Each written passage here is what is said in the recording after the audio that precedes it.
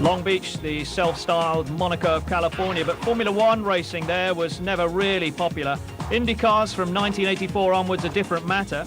Andretti's dominated until 1987, Mario winning 3 times and Michael recording his first ever IndyCar victory there in 1986 by a whisker from Unser Jr. Unser Jr. then took command at the seaside, reeling off 4 consecutive wins. Heading for turn number 10 now, a sweeper to the left, and then that very tight hairpin. As he comes off of this corner, underpowered, he sees the checkered flag ahead, a big number 3 being displayed on the board, and little Al Unser Jr. has won the Toyota Grand Prix at Long Beach. And just 1 year later, 1989, Unser back again, charging hard, this time behind Mario Andretti. Little Al pulls up behind Mario Andretti. Now he's right at the back door and trying to get past Mario. As Mario loses it, Mario kisses the wall, and Little Al keeps it going and goes on through. The parts even hit his car, came right over the top, Paul. That was really... Now this should help Little Al. I hate to say it in the fuel deal. I don't hate to say it. But Little Al's missing a wing. Now that's gone. That hasn't been a factor here. Other people have had that happen and done very well. And it was Unser Jr.'s race again. This famous son of a renowned motor racing family from Albuquerque, New Mexico, came back in 1990.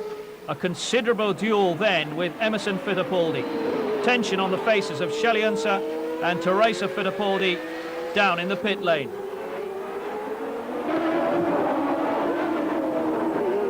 And here is Al Unser Jr. protected now by the traffic car of Didier Taze as he comes to the 11th and final turn. And it looks like he's going to manage it again. He comes carefully off of the hairpin. And Al Unser Jr. scores 3 in a row as he takes a win at the Toyota Grand Prix of Long Beach.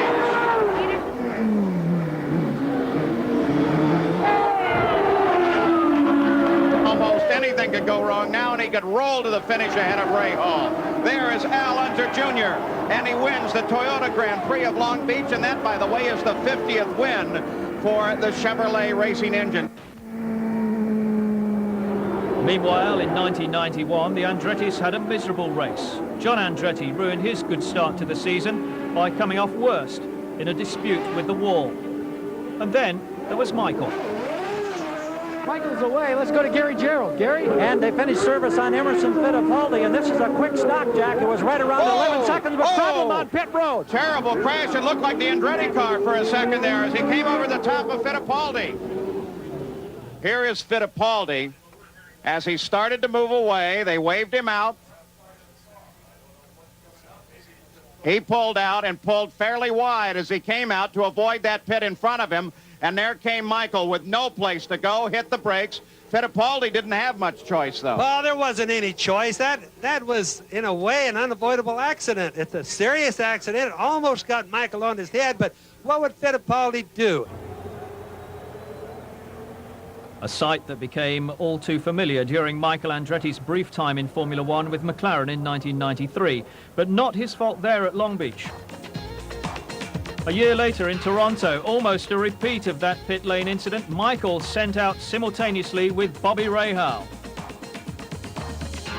Andretti making a rapid departure, having led the early stages. Rahal not as quickly away, and another collision only narrowly avoided. Moment of consternation for Rahal's partner, Carl Hogan. 1993, and the Rookie of the Year, Stefan Johansson, running for the first time at Long Beach. But before the green flag flew, his race was over. Johansson, like all race drivers, not considering his escape, just intent on registering protest at his unfair treatment. Nigel Mansell and Al Unser Jr. racing at close quarters. Unser impatient for the opportunity to squeeze through. Both cars damaged, but it was Unser who had to quit the race with a left front puncture. Mansell pressing on back to the pits for attention. Unser extricating himself from the cockpit, and the body language says it all.